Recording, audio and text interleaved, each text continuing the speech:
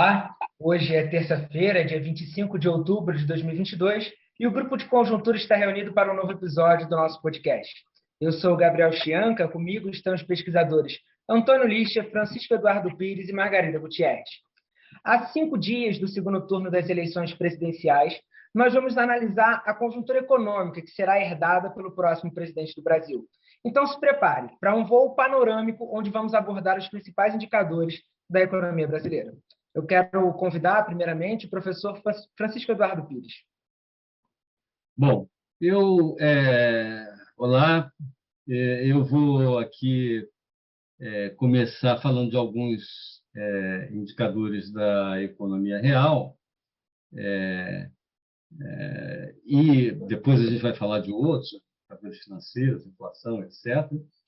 Mas, principalmente nesses indicadores da economia real, embora também, em certa medida, dos demais, uma coisa que chama atenção é que a gente está chegando já às vésperas da eleição e próximo do final do ano, numa situação muito melhor do que se imaginava no início do ano, né? Nesse sentido, o presidente futuro vai ter desafios enormes, dos quais nós vamos falar, mas ele vai encontrar uma economia numa situação bem mais saudável do que se podia imaginar. Vou dar aqui alguns exemplos dos principais indicadores da economia real. Em primeiro lugar, o PIB, né, o Produto Interno Bruto, que todos sabem que no início do ano a expectativa era de um crescimento baixíssimo, menos de 0,5%, né? O Focus chegou a apontar, né, tem uma média, né, expectativa média de crescimento de 0,3%, e hoje a expectativa já é de um crescimento de média de 2,7%, muitos analistas, inclusive apostando no crescimento mais alto que isso, mais próximo de 3%. Essa é uma mudança substancial no quadro da produção. No emprego, os dados são muito mais fortes do que esse, né?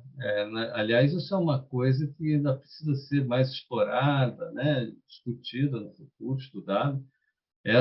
Esse crescimento tão forte do emprego, provavelmente por uma questão até estrutural, o setor que vem tendo um papel-chave no crescimento recente é o setor de serviços, né? Que está se normalizando pós-pandemia, ainda está se normalizando, e que é um setor altamente empregador. Então, quando a gente olha os dados de emprego, neste ano, né, na verdade, neste ano até agosto, né, o crescimento das ocupações pela PNAD contínua foi de 3,3 milhões. Isso é um crescimento de emprego gigantesco, por qualquer comparação histórica. E ninguém esperava que fosse haver esse crescimento todo, porque, na verdade, o movimento que a gente viu foi de uma destruição enorme de empregos na pandemia e uma retomada de tal maneira que, perto do final de 2021, então, você tinha recuperado as ocupações perdidas durante a pandemia. A partir daí, se esperava uma certa estabilização, mas não foi o que aconteceu. Houve um crescimento de 3,3 milhões de ocupações. E mais, se a gente olha isso aí é a PNAD contínua. Se a gente olha os dados do CAGED, que é de emprego formal, houve um crescimento de 1,8 milhão, né? 1.800.000 empregos líquidos criados neste ano. Também é um número fortíssimo. Outra questão que merecerá estudos daqui para frente. Mas, de toda forma, o mercado de trabalho também foi uma surpresa bastante agradável, né? E, como consequência disso tudo, a taxa de desemprego caiu no último dado da PNAD Vai ser agora uma outra, não sei se pode mudar um pouquinho, mas isso é, de todo modo, o último dado foi 8,9%, então, de taxa de desocupação. Quando a gente já chegou a ter 14%, até um pouquinho mais de 14%. Então, uma queda substancial também. Por fim, o balanço de pagamentos. No balanço de pagamentos, a gente observou o seguinte: primeiro, a gente já comentou isso recentemente, havia uma expectativa até de ter um superávit nas transações correntes, e agora a gente vai ter um déficit. Espera-se que esse déficit até agora está em torno de 2% do PIB. Um número ainda confortável, mas bem assim, é um resultado bem mais negativo do que se esperava. Certamente isso tem a ver com o próprio desempenho da economia. O fato da economia estar crescendo muito mais do que se esperava, uma das consequências é que ela está importando muito mais do que se esperava, né? Então, isso aí somado a outras coisas, a própria normalização, né, da economia faz com que aumentem gastos no exterior, inclusive com turismo, etc., etc., né? Mas um fato que até o Banco Central deu um destaque grande foi o comportamento do investimento direto no país, que é um financiamento de boa qualidade, né? O investimento direto no país está financiando, a entrada dele é mais do que o dobro do déficit em conta corrente, né?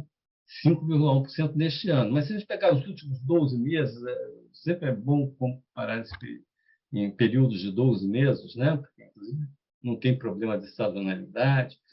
O investimento direto no país está em 4,1% do PIB. 4,1% do PIB. Isso é 1% do PIB acima da média histórica. A média histórica são os dados do Banco Central de 1995 para cá. Então, o investimento direto está num nível muito elevado também.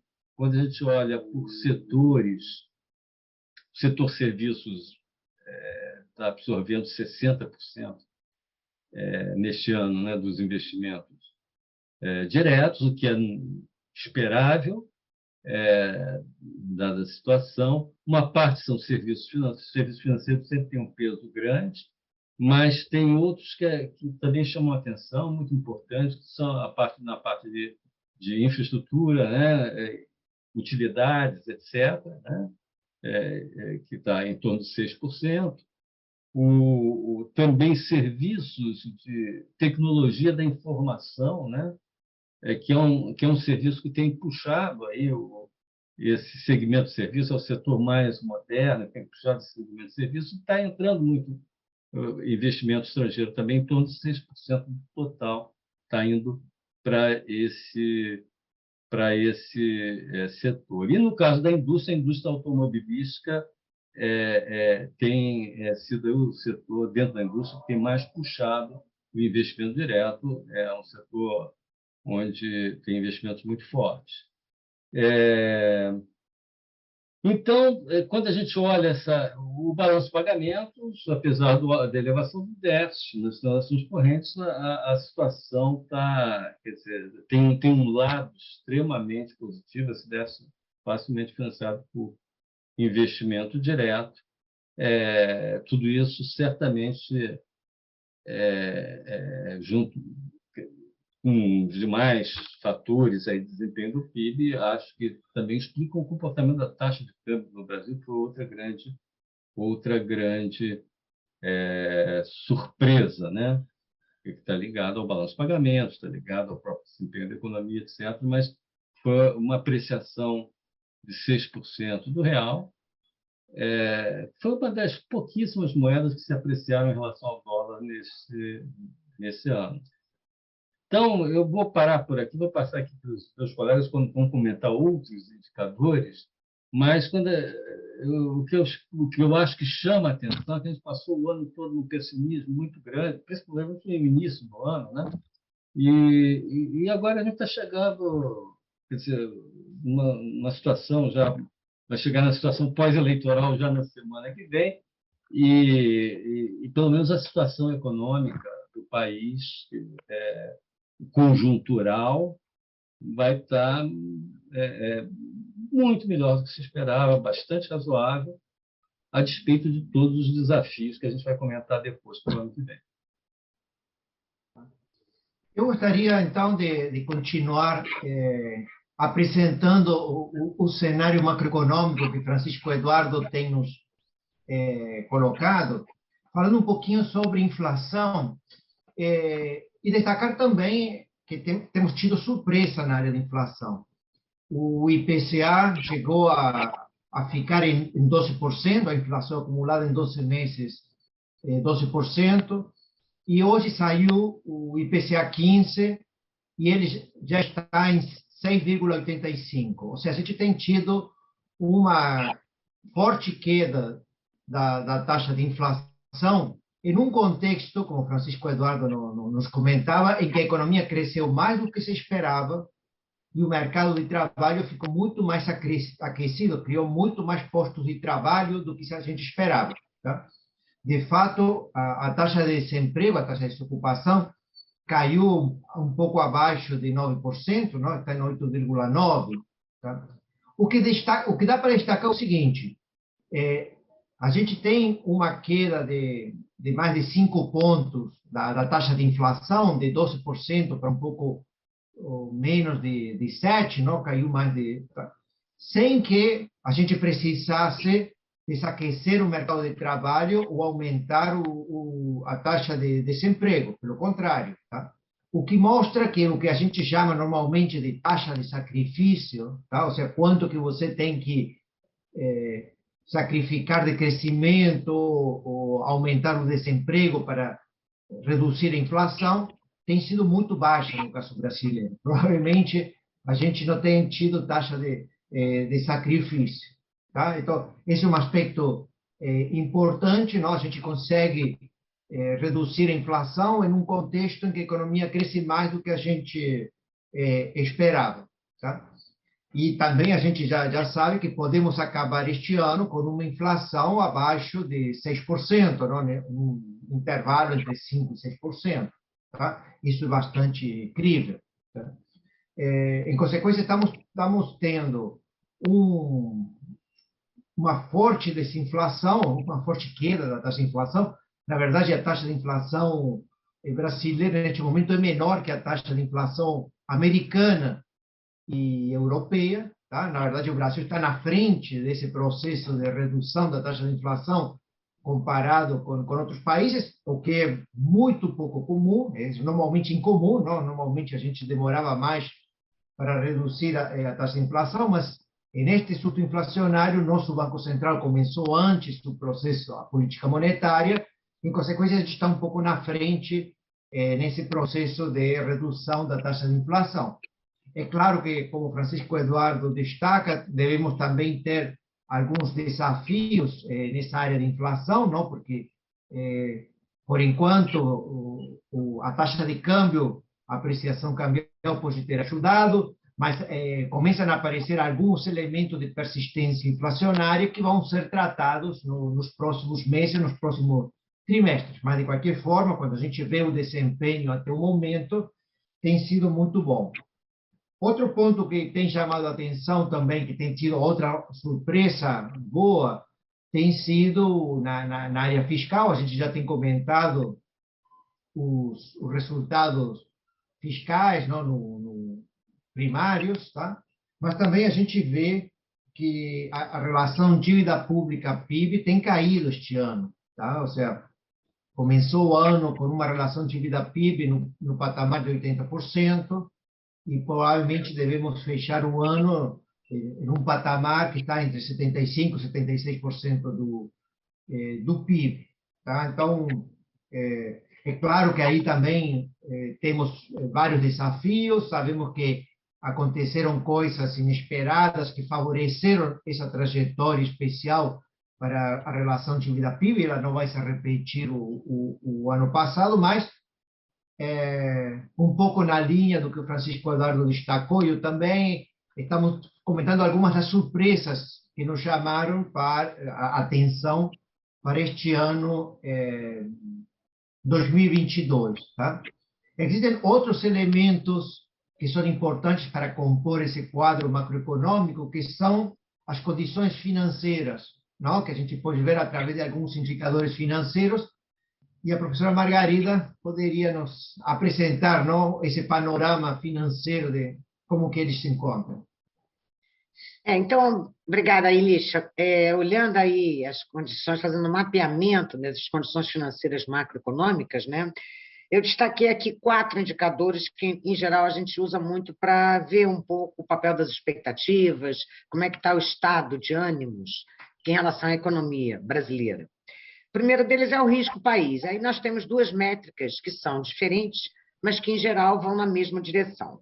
O ENB, que é um indicador onde a medida é uma diferença entre juros médios que os títulos da dívida externa pública brasileira estão hoje, a cada momento, pagando, né, em contraposição aos juros médios de uma cesta de títulos da dívida pública americana no mercado internacional. Esse indicador nosso, ENB, que é calculado pelo JP Morgan, ele caiu do início do ano de 320 pontos base, e o último dado que a gente tem é que ontem ele estava a 255 pontos base. Então, por esse indicador, o risco país caiu. Se a gente olhar um outro indicador que também é muito comumente utilizado, o CDS, Credit Default Swaps, que tem uma métrica diferente, porque é como se fosse um seguro que se faz, que as instituições financeiras fazem, vendem, para investidores que queiram fazer um seguro contra calote da dívida pública soberana denominada em moeda internacional, no caso a brasileira. Esse indicador ele saiu de 202 pontos base para 288 pontos base, né? O Brasil teve aí um incremento de 86 pontos base nesse indicador, como a maior parte dos países emergentes também teve. Então, nós temos aí uma trajetória que eu diria pela primeira vez, que eu nunca vi isso, um CDS que cresceu substancialmente, mas um ENB que caiu para o Brasil, né? Então, esse é o primeiro indicador. A taxa de câmbio, por outro lado, que vem na esteira desse primeiro indicador, à medida em que o risco país aumenta, então a tendência do câmbio por este fator é se desvalorizar.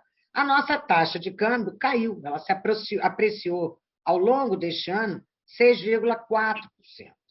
Então, esse é um indicador importante porque não houve fugas de capitais num ano de eleições, num ano de muitas incertezas, como o Francisco já colocou. Inicialmente esperava-se um ano muito ruim, né? Então esperava-se que a taxa de câmbio real-dólar se desvalorizasse substancialmente. E não aconteceu isso, como o Francisco destacou. O real, em relação ao dólar, é uma das poucas moedas no mundo que se apreciou em relação ao dólar, na contramão de todo um movimento de fortíssima valorização do dólar. Juros futuros, que também vêm na esteira desse processo, dessa dinâmica de condições financeiras, eles subiram um pouquinho. Os juros de um ano, muito em função da perspectiva da Selic, né? Inicialmente subiram muito, depois pararam de subir, porque há uma perspectiva de certa estabilidade aí, para daqui a um ano, mas os juros de 3 anos e de 10 anos também subiram, mais expressivamente no primeiro semestre. Eu diria que de agosto para cá, esses juros mais longos, de 3 e 10 anos, têm se mantido mais ou menos estáveis. Mas o fato é que o juro de 3 anos saiu de 10,83% no início desse ano, por cento ao ano, para 11,72%. E o de 10 anos saiu de 10,51% para quase 12% ao ano. Aí teve uma subida um pouco mais expressiva, sim. E, por último, o índice Bovespa. Na contramão do mundo, a nossa bolsa valorizou até o dado de hoje, inclusive que a gente já tem fechado, ela subiu quase 10%. Não, 10 não, desculpa, quase 11%. Né? Considerando o início do ano, onde ela estava batendo 103 mil pontos, e agora que ela fechou a 112 mil pontos. Enquanto, só para lembrar, isso também vai na contramão do mundo. A S&P, por exemplo, a bolsa americana, a S&P, ela caiu 23%. Né? A Dow Jones também. E as bolsas no mundo inteiro derreteram por conta desse temor de recessão global, de aversão a risco, de guerra, de tensões China e Estados Unidos. Tem muita coisa no cenário internacional, né? Muita incerteza. Eu diria que é uma tempestade quase que perfeita, mas as bolsas no mundo despencaram e a bolsa no Brasil subiu, né? Então, isso aí é um pouco o estado dos nossos indicadores de confiança, que tiveram uma atuação, até o momento, muito diferente de outros anos de eleições, né? Não houve nada muito radical e, embora alguns indicadores vão na contramão de outros, vão em direções opostas, a gente poderia dizer que os indicadores de confiança financeiros, que as condições financeiras macroeconômicas, elas estão muito bem, elas não se deterioraram, né? E que o ambiente, então, é um ambiente que expressa uma certa tranquilidade até o presente momento. Mas, Margarida, eu diria o seguinte, quer dizer, como nós já estamos há 5 dias das eleições, né? Passado, né, a partir da semana que vem, eliminada essa incerteza eleitoral, essa tensão pré-eleitoral do país, etc., eu acho que existe uma oportunidade, próximo presidente, que for eleito, aproveitar o momento, aproveitar essas circunstâncias, né, favoráveis e tentar capitalizar isso. Claro, para botar essa economia para funcionar melhor. Se a gente consegue, por exemplo, esses indicadores financeiros, né, a gente consegue que eles melhorem, eles já não estão ruins, como você falou, um ou outro subiu um pouquinho, outros melhoraram.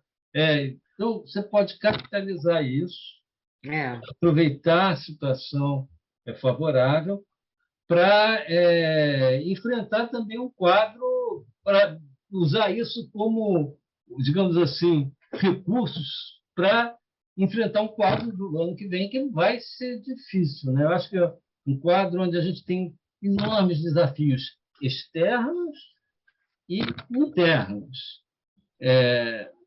Os externos certamente já estão dados aí, né? Uma expectativa de recessão no mundo, nas economias avançadas, pelo menos, né? Então, essa desaceleração não deixará de afetar o Brasil. Os juros americanos ainda em alta.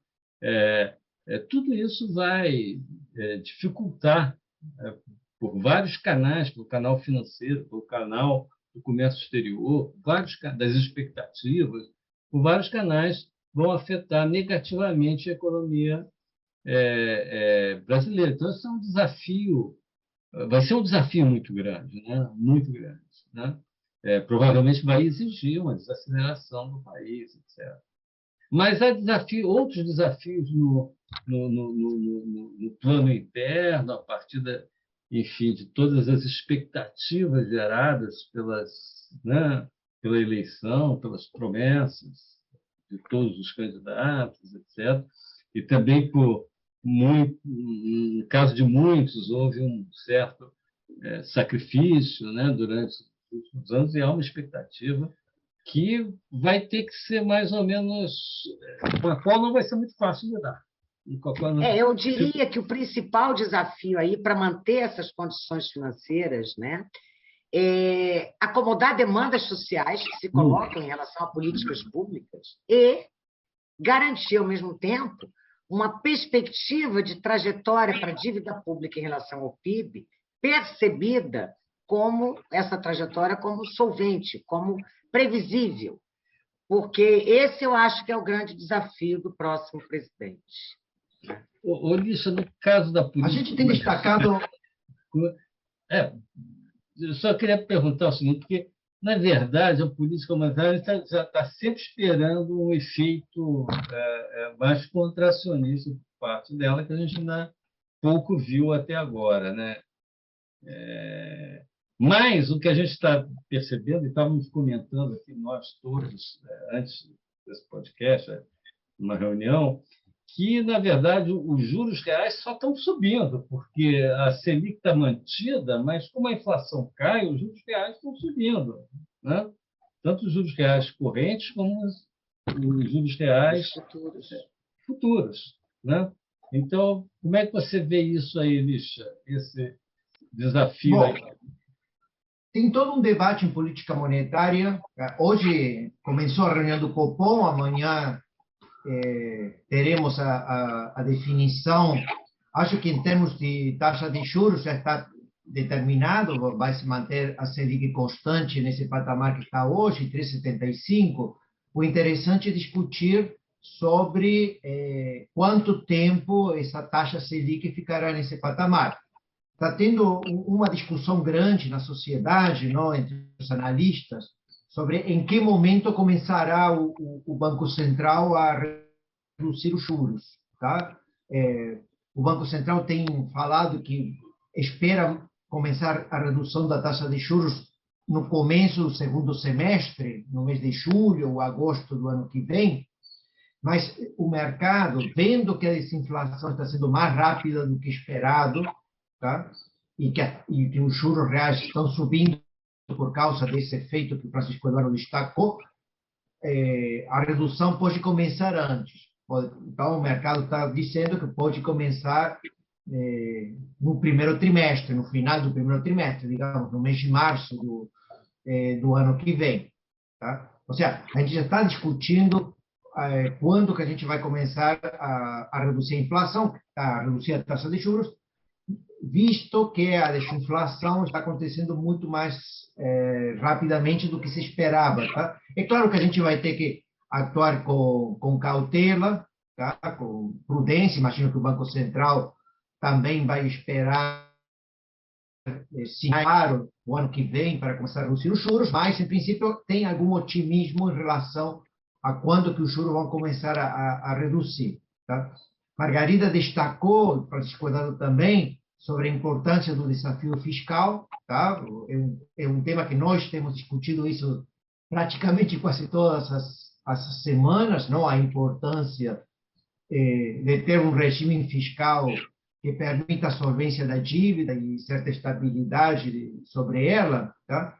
Mas neste momento eu gostaria de destacar, em função dessas surpresas que têm acontecido com o nível de atividade, com a inflação, com as contas fiscais, com as contas financeiras, que a economia brasileira mostra um certo vigor, tá? Uma certa confiança ou credibilidade que a gente não suspeitava. E que existe algum motor, Francisco Eduardo falou que não está claro, por exemplo, por que razão o emprego está crescendo, tanto o formal quanto o informal, a gente não sabe exatamente as razões para esse forte crescimento, mas a gente está vendo um certo vigor e uma certa confiança na economia brasileira que a gente não esperava, especialmente por causa do ciclo político que estamos vivendo, não? E da turbulência que esses ciclos políticos acostumam trazer para a economia. Tá? Então, um pouco a surpresa, me parece, está nos desafios, especialmente o fiscal, tá? Que não é simples, mas também temos a surpresa deste ano, tá? Que têm sido todas positivas, a maioria. Ok. Paramos por aqui hoje, fizemos esse balanço da economia aí que vai ser encontrada, né, do próximo presidente, né, e a partir da semana que vem temos um novo capítulo aí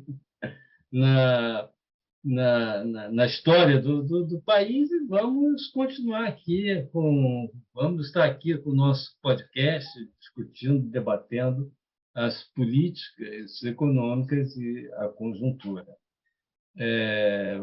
Paramos por aqui e voltamos até na próxima terça-feira. Até lá.